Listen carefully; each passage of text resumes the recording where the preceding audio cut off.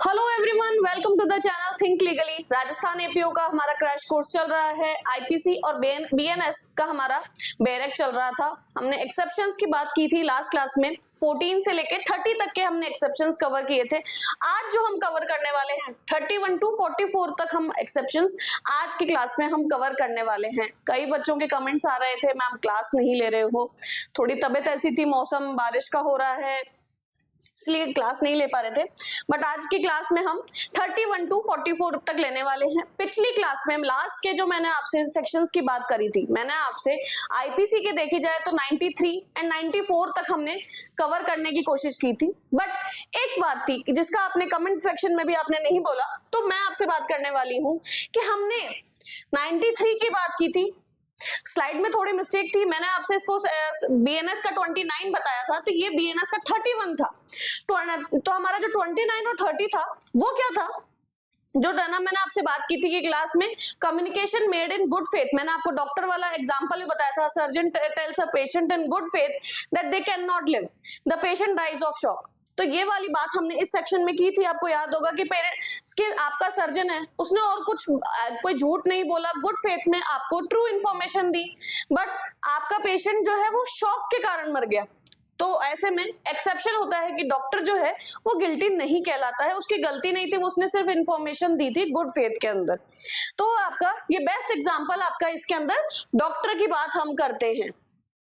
Okay, तो ये आपके बीएनएस का 31 होता है और आईपीसी का 93 होता है।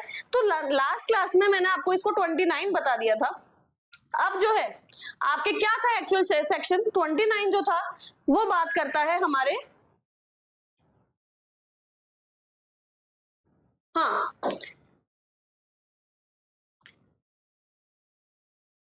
29 बोलता है। 28 तक हमने बात करी थी, क्या बात की थी, consent known to be given under a fear of misconception. तो और ये ना फिर उसके बाद हमने एक ये वाला सेक्शन भी आपको पता है ये कवर किया था कि act done in good faith for benefit of a person without consent. तो इसके अंदर ये हमारा था section number 30। Nothing is an offence by reason of an harm which may it cause to a person for whose benefit it is done in good faith even without the person's consent. उसकी consent ना लिए बिना भी उसके good faith के लिए अगर कोई काम किया गया है, if the circumstances are such that it is impossible for the, कि ऐसा क्यों किया गया, क्योंकि it was impossible for that person to signify consent. वो पर्सन इम्पॉसिबल था ऐसी कंडीशन में कि वो सिग्निफाई कंसेंट दे पाता इफ दैट पर्सन, और या फिर वो पर्सन इनकेपेबल है गिविंग कंसेंट, या उसके कोई गार्जियन नहीं है, और other person in lawful charge from whom it is possible to obtain consent। किसी भी तरीके से कंसेंट लेना इम्पॉसिबल है, ऐसी कंडीशन में कोई हार्म हुआ है तो उसके लिए लायबल नहीं होगा। बट एक्सेप्शन क्या है, आप cause the intentional causing of death और the attempting to causing death, doing of anything the which the person doing it is known to be likely, आपको पता था कि मैं ऐसा कुछ करूंगा तो लाइकली टू कॉज डेथ, या फिर for the purpose other than preventing of death और ग्रीवियस हर्ट, ऐसा कुछ है, और the curing of any grievous disease और infirmity. Third, voluntary causing of hurt to the attempting to cause hurt or any other purposes for the preventing of death, इस तरीके से। और चौथा, abatement of any offense to the committing of which offense it would not be extend, कि उतना जाता नहीं और आपने उस ऑफेंस को करने के लिए अबेट किए गए हो। तो ऐसे ये आपके 4 एक्सेप्शन दे रखे हैं। अदरवाइज आपके लिए ये ना, आपके लिए क्या हो जाता है, ये एक्सेप्शन में आता है कि आप कंसेंट लेने के लिए लायबल, आप है ना कंसेंट लेने के लिए पॉसिबल नहीं था। फिर 29 में क्या बात करता है, 29 में हमने अभी बात करी कि जो हमने लास्ट पिछले सेक्शंस में बात की थी 25, 26 और 27 जो है वो अप्लाई नहीं होते हैं। कहाँ पे, जो कि which are offences independently of any harm, जो आपने हार्म कॉज किया उसके अलावा वो अपने आप में ऑफेंस है। इसका बेस्ट एग्जांपल क्या है, इसका एग्जांपल आता है हमारा मिसकैरेज। जब तक कि कोई मेडिकल कंडीशन नहीं है कि आपने लेडी की बिगड़ती हालत को देखते उसकी जान बचाने के लिए ये किया, जब तक कि ऐसी कोई सिचुएशन नहीं है, आपने अगर किसी का मिसगैरेज कर दिया, वो आपको पता है मिसगैरेज अपने आप में पीसीपी एंटी एक्ट के अंदर अपने आप में एक ऑफेंस है। अगर आपने ऐसा किया है विदाउट ये ना, अगर इवन पर्सन को जानता था कि उसके अलावा उसको है ना हार्म भी हो सकता है, कंसेंट यहाँ मैटर नहीं करती है, आप है ना यहाँ पे to the person giving the consent on whose behalf the consent is given, उसको पता था कि मिसगैरेज होगा तो क्या परिणाम होगा, उससे कुछ फर्क नहीं पड़ता। अगर आपने फिर भी ऐसा कुछ किया है तो आप लायबल होंगे। अगर कोई, इसका क्या हम मान रहे हैं, अगर आप डॉक्टर हैं, आपने मिसगैरेज किया है किसी का, तो ऐसा नहीं है, उस पर्सन के साथ साथ डॉक्टर भी लायबल होता है। आप ये नहीं बोलेंगे कि पेशेंट ने मुझे कंसेंट दी थी, ओके ये अपने आप में क्योंकि एक ऑफेंस है, आपने कमिट किया है, तो आपको एक्सेप्शन नहीं मिलेगा। अब हमारे आज के टॉपिक से हम शुरू करेंगे। 31 मैंने आपसे पिछली बात कर ली है। फिर 32 हमारा 94 है। वो क्या बात थी, वो भी हमने पिछली क्लास में कवर कर लिया था कि ड्यूरेस, इसका सेकंड नाम क्या है, ड्यूरेस। इसको ध्यान रखेंगे कि सेकंड किसका नाम है, duress. Act compelled bye threats. आपको ऐसे में क्या है, डिफेंस किस में अलाउ है, must be a threat of instant death. मैंने आपको याद होगा लास्ट क्लास में एग्जांपल दिया था कि आपको फोन पर कोई धमकी दे रहा है कि मैं आके तेरा गला काट दूंगा अगर तूने पैसे नहीं निकाले, इंस्टेंट डेथ नहीं है, खतरा नहीं है, तो वो नहीं होगा। The person must not have voluntarily placed themselves in that situation. आपने कोई मूवी ऐसी देखी है जिसके अंदर ऐसा एक्ट किया जा रहा है कि बैंक में की चोरी हो रही है, तो जो पर्सन जो बैंक में काम करता है वो इस तरीके से हाँ हाँ मुझे मत मारना, मुझे मत मारना ऐसे करता है, आके वो बंदूक के नीचे आके कि और मैं तो बंदूक के उसमें आ गया हूँ, मुझे अब तो जो करना पड़ेगा, इस तरह की ओवर एक्टिंग करते हैं। इस तरह की कई मूवीज में आपने देखा होगा। तो आप वो क्या है कि आप वॉलेंटरीली आपने खुद को ऐसी जगह प्लेस किया है इन दैट सिचुएशन कि आप कंपेल किए गए हो एक्ट करने के लिए बाय थ्रेट्स। और आप तो आपके, और ये कहां कहां डिफेंस नहीं मिलता, मर्डर की सिचुएशन में नहीं मिलता। Offences against the state punishable bye death, prison वाले या ऐसे इस तरीके से पनिशेबल बाय डेथ है, स्टेट अगेंस्ट कोई ऑफेंसेस हैं, वहां पे ये चीजें मैटर, ये आपके अप्लाई नहीं होता है। इसका कहां से आया है, ये R versus Dudley and Stephens का ये है ना आपके केस था, इससे ये आया था। और ये क्या बोला गया था इस केस के अंदर, नेसेसिटी या ड्यूरेस जो है आपका can not justify the murder of an innocent person. Okay, murder या फिर स्टेट ऑफेंसेस के अगेंस्ट ये काम नहीं करता है। Clear. 33 act causing slight harm.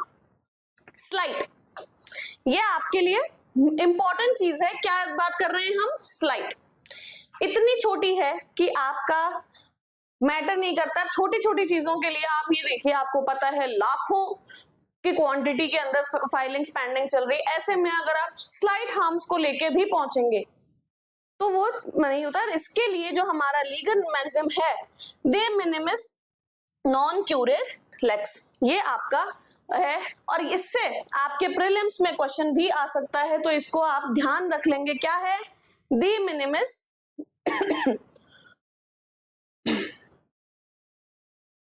देख लीजिए अब थोड़ा सा,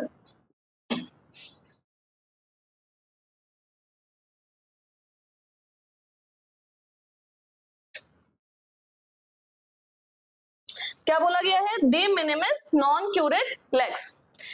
तो आपके लिए क्या बोला गया, the law does not take account of trifles if the harm is so slight that no person in ordinary sense and temper would complain, it is no offence. Normally एक ऑर्डिनरी सर्कमस्टेंस में कोई person उसके लिए complain नहीं करेगा। Slight temper, इस तरीके से आपके छोटा सा आपका टेम्पर जो है उसको कंट्रोल में कीजिए।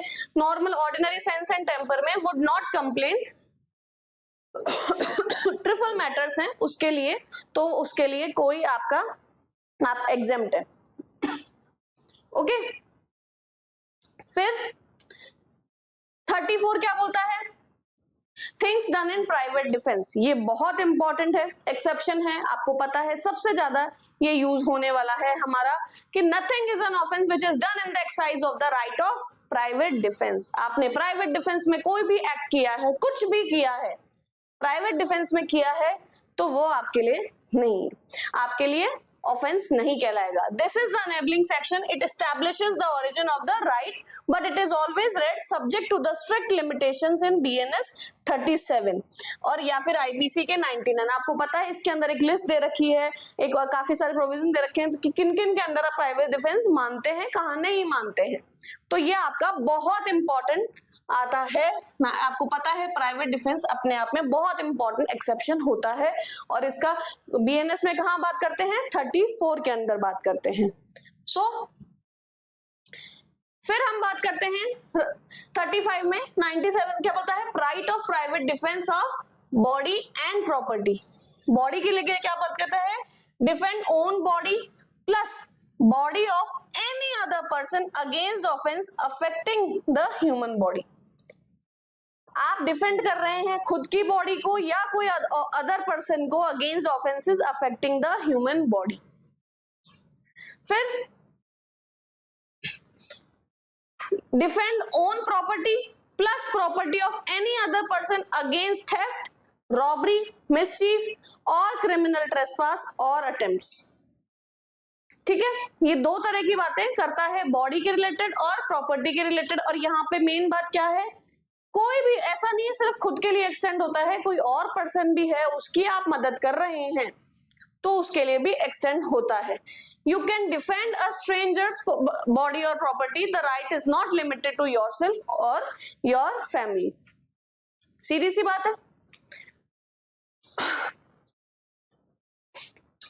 अब जो है private defence against persons of unsound mind, youth or intoxication. Your right to private defense remains intact even if the attacker cannot be legally punished due to legal incapacity. Example, child under 7, insane or lacking mensria. क्या मतलब हुआ इसका? इसका मतलब ये हुआ कि अब हमने पहले प्राइवेट डिफेंस की बात कर ली है नटशेल में। अब हम बात करें कि हमने सबसे पहले क्या बात करी कि आप कोई भी एक्ट करेंगे प्राइवेट डिफेंस में आप लायबल नहीं होंगे। फिर दूसरी बात हमने क्या करी, प्राइवेट डिफेंस कहाँ अप्लाई होता है, बॉडी पे अप्लाई होता है, प्रॉपर्टी पे अप्लाई होता है। किसकी, खुद की, कोई भी और पर्सन। प्रॉपर्टी किसकी, खुद की, कोई भी और पर्सन की, इंक्लूडिंग स्ट्रेंजर्स। जरूरी नहीं है आपकी फैमिली या आप खुद ही हो, कोई भी स्ट्रेंजर हो आप उसकी मदद कर रहे हैं, प्राइवेट डिफेंस में एक्ट कर रहे हैं, ऑफेंस नहीं है। फिर तीसरी बात, अब हम क्या कर रहे हैं, आपने प्राइवेट डिफेंस में कोई एक्ट किया है, आपका वो राइट अप्लाई होगा इवन जो आपका अटैकर है जिसके अगेंस्ट आपने प्राइवेट डिफेंस किया है वो उसको पनिशमेंट नहीं मिल सकती बट आपको तो राइट मिलेगा। ओके, ये इसलिए यहाँ पे ये मैटर नहीं करता है कि आपको आपके राइट से सामने वाले को पनिशमेंट मिले ही। अगर कोई पर्सन ऐसा है कि वो लीगल इनकैपेसिटी थी, चाइल्ड था, इंसेन था या कोई उसका लैकिंग मेंसरिया था, ऐसी कंडीशन में आपको राइट मिलेगा। Right against madman is equal to right against sane person. तो आपको सिर्फ सेन पर्सन हो तो ही आपको नहीं, आप अगर कोई आपका जो सामने वाला पर्सन है वो ऐसे सिचुएशन में है कि उसको भी नहीं पता कि उसने ऐसा क्यों किया, बच्चा था, कुछ भी इनकैपेसिटी के कारण, तो भी आपको राइट मिलेगा। ये कहाँ से आया, हमारे ये आया आर वर्सेस मैकनॉटन से। Established standards for insanity defense now codified in BNS emphasizes that lack of mensaria in attackers doesn't negate victims' right of defense. सीधी सी बात है। फिर do not confuse incapacity to form intent with the lack of danger. The danger is real even if the attacker is legally innocent. ठीक है, ऐसा कोई भी आपके example आ जाए जिसके अंदर स्टोरी बनी हुई हो कि सामने वाला पर्सन तो है ना ऐसा था कि वो समझ नहीं पा रहा था, अनसाउंड माइंड का था या बच्चा था, उसने एक्ट किया, तो आप ये कंफ्यूज ना हो कि मैं तो मेरा राइट ना प्राइवेट डिफेंस में नहीं कर सकता, मुझे सोचना चाहिए था, नहीं।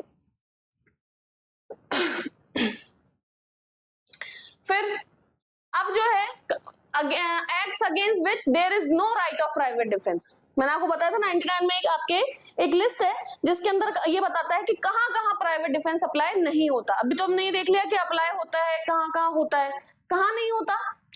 Public servants acting in good faith unless apprehension of death, grievous hurt. Public servant के अगेंस्ट जो कि गुड फेथ में काम कर रहा है, एक्ट कर रहा है अपनी, चाहे अनलेस अप्रीहेंशन ऑफ डेथ या ग्रीवियस हर्ट नहीं है, आप उस पर नहीं अप्लाई कर सकते। Second, direction of a public servant. Third, when there is time to have recourse to public authority. ये बहुत इंपॉर्टेंट है।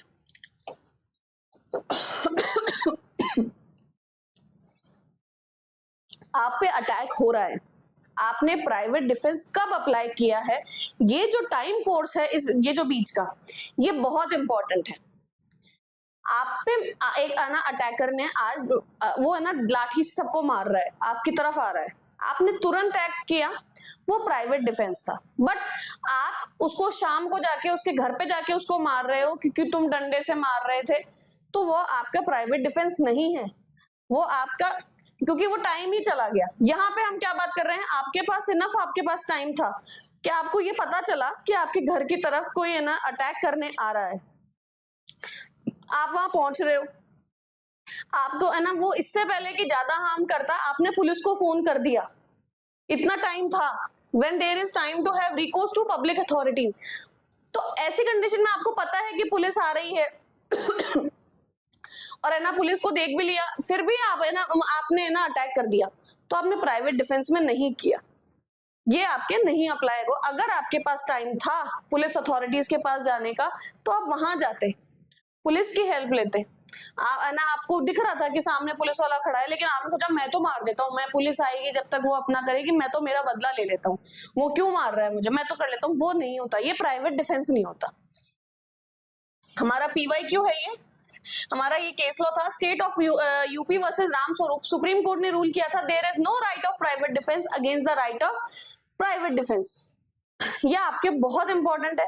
कभी भी राइट ऑफ प्राइवेट डिफेंस, एक ने मारा, आपने उससे बचने के लिए खुद को बचाया, आपने प्राइवेट डिफेंस किया, बट अब उसने ना आपने उसको मारने की कोशिश की, जिसके लिए आपको बोला गया कि ये प्राइवेट डिफेंस में आपने काम किया है। बट अब आपके प्राइवेट डिफेंस में जो आपने एक्ट किया, उसको बचाने के लिए फिर से अटैकर अटैक करे कि मैं भी मेरा प्राइवेट डिफेंस कर रहा हूं, ये प्राइवेट डिफेंस नहीं होता है। प्राइवेट डिफेंस के अगेंस्ट में फिर से करना आपके, फिर आप अटैक करें, वो प्राइवेट डिफेंस नहीं होता है। समझ में आ गया? सीधी सी बात है। Harm inflicted must never be more than necessary. Main बात आपके ये है, ये बहुत इंपॉर्टेंट बात है, गांठ मान लीजिए, समझ लीजिए। कहीं पे भी अगर आपके स्टोरी आती है इस तरह की, आपकी सिचुएशन दे रखी होती है और अगर आप ऐसा समझते हैं, तो आपको दो सिचुएशन समझनी है आपको, कि क्या जो आपने हार्म किया है प्राइवेट डिफेंस में, क्या वो जरूरी है, जितना आपको करना था उससे ज्यादा जरूरी है। अगर कोई डंडे से लड़ रहा है और आप उसको उसी डंडे से सामने वाले को मार रहे हो, बोले नहीं मेरे पास तो छुपी हुई बंदूक थी, मैं बंदूक से मार देता हूँ, डंडे से वो कितना मार लेता आपको तुरंत में, कि आपने बचाव में उसको बंदूक से ही मार दिया, गोली से जान से मार दिया, वो आपका प्राइवेट डिफेंस नहीं है। आप जो हार्म इन्फ्लिक्ट कर रहे हैं वो उतना ही होना चाहिए जितना कि आपके लिए बचने के लिए जरूरी था, उतना ही आप प्राइवेट डिफेंस में करेंगे। 100 पे आ गए हम। आईपीसी का 100 क्या बात करता है, बीएनएस का 38। अब आप सोचिए कि हमने कितना समेट दिया कि हम आईपीसी के 100 पे पहुंच गए हैं और बीएनएस को उसको 38 पे आपके समेट दिया है। So when defence of body extends to causing death, तो ऐसी तो आपके क्या है कि जब आप डिफेंस क्या बात है आपकी, कि जब आपका defence of body extends to causing death, तो क्या होगा, या तो death, grievous hurt, rape, gratifying unnatural lust, kidnapping, abducting, wrongful confinement, unable to contact authorities, या acid attack. Otherwise right of private defence of body extends to death in all cases. आप ये सोचें कि मैं हर जगह सामने वाले को मार सकता हूं प्राइवेट डिफेंस में, नहीं। प्राइवेट डिफेंस में आप कहां पे डेथ तक पहुंच सकते हैं, मतलब आपके उससे अटैक से सामने वाला मर जाए, इतना ग्रेवियसली आप किसको है ना, जो मैंने आपसे अभी हार्म वाली बात करी थी कि कितना हार्म आप इन्फ्लिक्ट कर सकते हैं, ये बात हम कर रहे हैं आपके डेंजर स्केल्स की बात कर रहे हैं कि आप कि ये जो है 7 तरह की लिस्ट दे रखी है, इनमें ही आपको कहाँ मिलता है, only in the 7 specific cases में ही आपका प्राइवेट डिफेंस कहाँ तक एक्सटेंड हो सकता है, डेथ तक हो सकता है। कहाँ तक? आपको खुद को जान से मारने वाले थे, आपको कोई खाई में बिल्कुल गिराने ही वाला था, बट आप उसको अपने खुद को बचाव में इस तरीके से बचाया कि दूसरा गिर गया। ग्रीवियस हर्ट, रेप की सिचुएशन है, ग्रेटिफाइंग अननेचुरल लस्ट, किडनैपिंग या अबडक्टिंग की सिचुएशन है, रॉन्गफुल कन्फाइनमेंट या एसिड अटैक। ये जो 7 सिचुएशंस है, इन्हीं में आपका प्राइवेट डिफेंस डेथ तक एक्सटेंड होता है। अदरवाइज आप ना प्राइवेट डिफेंस में डेथ कॉज नहीं कर सकते हैं, या आपने डेथ कॉज कर दी तो आपको प्राइवेट डिफेंस नहीं मिलेगा, ये कह सकते हैं। फिर 39, defence of body extended to harm other than death. If the offense does not fall into the 7 extreme categories, जो हमने अभी सेक्शन 38 में बात करी है BNS के, your right of private defense still exists but you cannot intentionally cause death। यही बात मैंने आपसे बोली। सिंपल हर्ट या ऑर्डिनरी असॉल्ट है तो आपके पास राइट टू किल नहीं होता है। नॉन लीथल फोर्स या लीथल फोर्स, ये BNS में जो आपके लीथल हमने जो लिस्ट बात करी है 7 चीजों की, क्या थी? डेथ थी, ग्रीवियस हर्ट था, एसिड अटैक था, ग्रेटिफाइंग अननेचुरल लस्ट था, किडनैपिंग था, एब्डक्शन था, और एक क्या था? रॉन्गफुल कन्फाइनमेंट था। तो आपके इसके अलावा आप कहीं पे भी डेथ कॉज नहीं कर सकते हैं। यही आपके 39 में फिर से ये बात एक्सटेंड करके अच्छे से बोली गई है। आप you may only cause harm other than death. फिर 40 में क्या बात करता है? 102 IPC, commencement and continuance. Commences as soon as reasonable apprehension of danger to the body arises from an attempt or threat, even if the offense is not completed। और ये कहाँ तक एंड होता है? Continues only as long as the apprehension of danger continues। ये क्या बात कह रहा है? जो मैंने आपसे अभी नट शेल में थोड़ी सी देर पहले बात करी कि लाठी आपके मार रहा था, आपने वो सबको मारते मुराते घर चला गया और जाके सो गया। मान लीजिए कोई इनसेन पर्सन है, उसको गुस्सा आ रहा था, वो लाठी से सबको रास्ते में बाजार में जो भी आ रहा था सामने उसको लाठी से मार रहा था, मार मुर के वो अपने घर जाके सो गया। अब आप शाम को जाके उसको मार रहे हो कि मैं मेरा प्राइवेट डिफेंस कर रहा हूँ क्योंकि मैं उस कॉलोनी में ना बाजार में रहता था, वो ऐसे मारते हुए आ रहा था। नहीं, आपने ये आपका प्राइवेट डिफेंस कब से कब तक है? यहाँ पे हम टाइम ड्यूरेशन की बात कर रही है। हमने प्राइवेट डिफेंस में क्या क्या बात करी है? राइट कि राइट है आपका प्राइवेट डिफेंस का। कहां? वेयर? Body and property. किसकी? ये बात कर ली। वेयर नॉट वाली बात कर ली। कितना? भाई जितना नेसेसरी है उतना। किसके पे नहीं होता? कितना नहीं भाई? डेथ। फिर उसके बाद हमने जितना नेसेसरी में क्या क्या बात करी? हमने बात करी कि आपकी डेथ वाले कौन कौन सी सिचुएशंस है कि जहां पे आप डेथ कॉज कर सकते हो, उसके अलावा सिर्फ हम। अब जो है हम बात करेंगे टाइम की। कब? प्राइवेट डिफेंस जो है ये सेक्शन ओवरऑल आपसे बात कर रहा है कि प्राइवेट डिफेंस शुरू कहां होता है? जैसे ही आपके रीजनेबल एप्रीहेंशन चालू होता है, एक आपका टाइम वो होता है कि अब आपके एक रीजनेबल टाइम है कि आप पे अटैक होने वाला है, of danger to the body arises from an attempt और threat even if the offence is not completed. चाहे वो ऑफेंस कंप्लीट नहीं हुआ है, सामने वाले को ऐसा आपके पास रीजनेबल एप्रीहेंशन है डेंजर का टू द बॉडी या प्रॉपर्टी, ऐसे में स्टार्ट हो गया और वो खत्म कहाँ होगा? As long as the apprehension of danger continues. जब तक कि सामने ये आपको डेंजर है कि वो मेरे पे अटैक हो सकता है। जैसे ही वो डेंजर खत्म हो गया, आपका राइट ऑफ प्राइवेट डिफेंस खत्म हो गया है। वो कल से फिर से आके लाठी मारेगा, ये आपका प्राइवेट डिफेंस का वो नहीं है।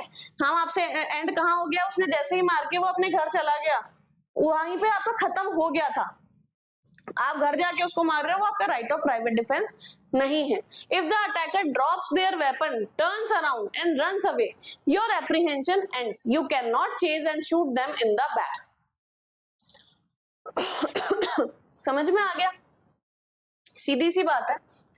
फिर 41 में अब हम क्या बात करेंगे, When defense of property extends to causing death, हमने अभी तक बॉडी की बात करी है, अब हम बात कर रहे हैं प्रॉपर्टी वाली की। तो कहां कहां आप प्रॉपर्टी पे डिफेंस कर रहे हैं, प्रॉपर्टी का डिफेंस कर रहे हैं, और आपने क्या बात करी है, आपका प्राइवेट डिफेंस डेथ तक कहां तक पहुंच सकता है, जब तक कि घर में रॉबरी हो रही थी, house breaking by night, mischief by fire on tent or building or vessel used as human dwelling for custody of property, या fourth theft, mischief, house trespass under circumstances causing apprehension of death और grievous hurt.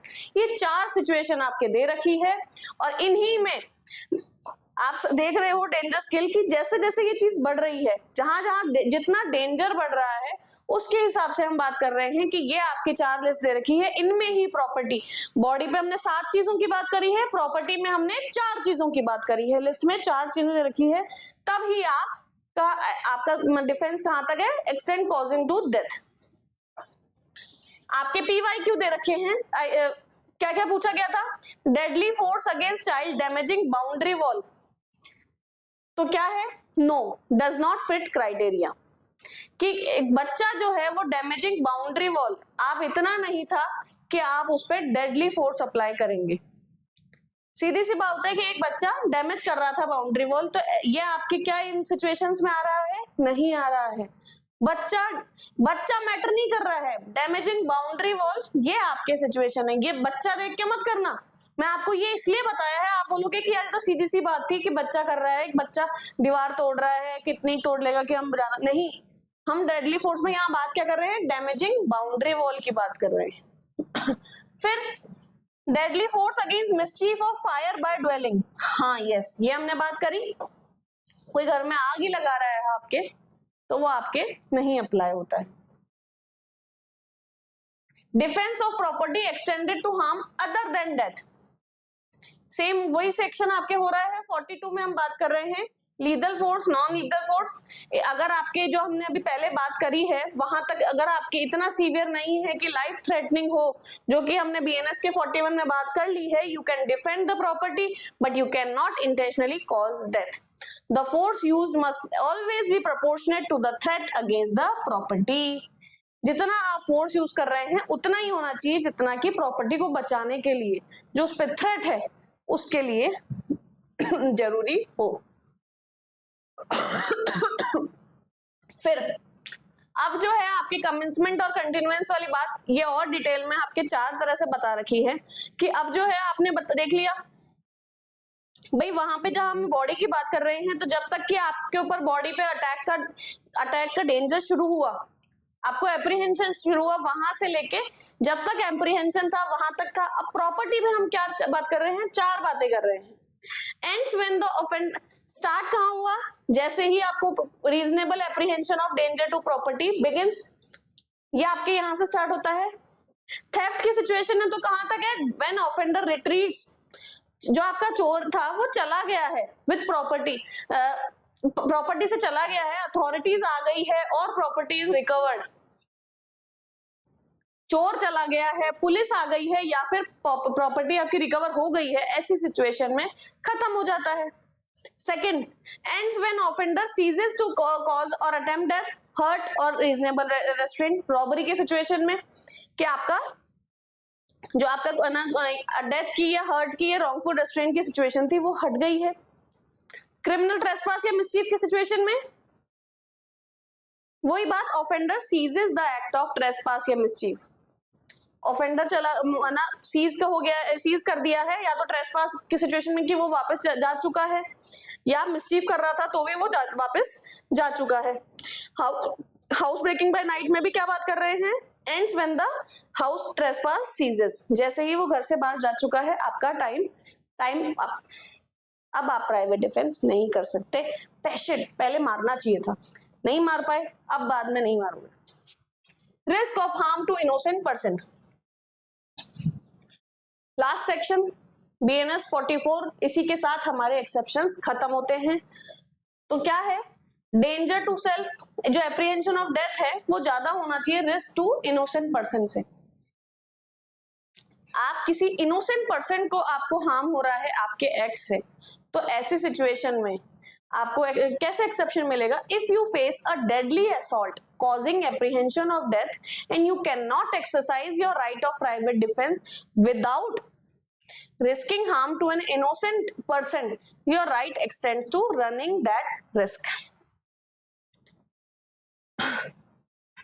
If a child is hit, A commits no offense. दो तीन लोग है ना, अब आप इस लड़ाई, आप इससे फिगर से देख रहे हो, ये है ना 3-4 अंकल गुस्सा कर रहे हैं। ए जो है ऐसे में है ना, ए ने अटैक किया, इस पे अटैक कर रहे हैं, उसने अपन को खुद को बचाने की कोशिश की, ऐसे में एक बच्चा है, उसको भी चोट लग गई, तो आपने क्या है, आपको एक्सेप्शन मिलेगा कि मैं खुद की जान बचा रहा था।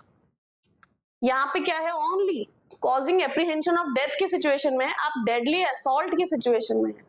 क्या समझे आप? नहीं समझे इसे? अगर इससे भी नहीं समझे तो मैं आपको समझाऊं। आपके ऊपर एक डेडली असॉल्ट हुआ है जिसमें कि आपके जान का खतरा है, एप्रीहेंशन ऑफ डेथ, एंड आप जब तक प्राइवेट डिफेंस नहीं एक्सरसाइज कर सकते, जब तक कि कोई इनोसेंट पर्सन को हार्म ना हो, योर राइट एक्सटेंड होता है टू रनिंग दैट रिस्क। आपको इतना राइट मिलता है कि आप उसको, थोड़े बहुत किसी को चोट लग सकती है।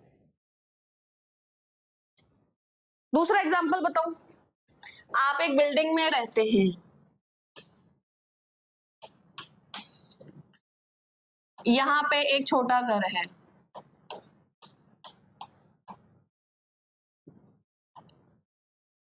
आपके घर में आग लग गई,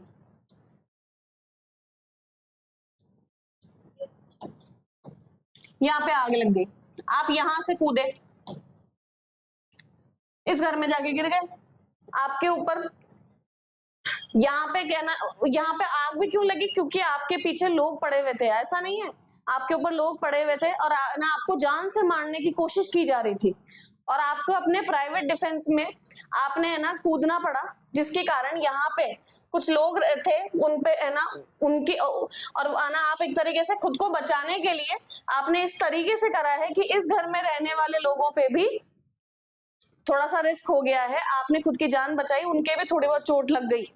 ऐसी सिचुएशन में आपका राइट, आपका प्राइवेट डिफेंस एक्सटेंड होता है ऐसी रिस्क लेने के लिए।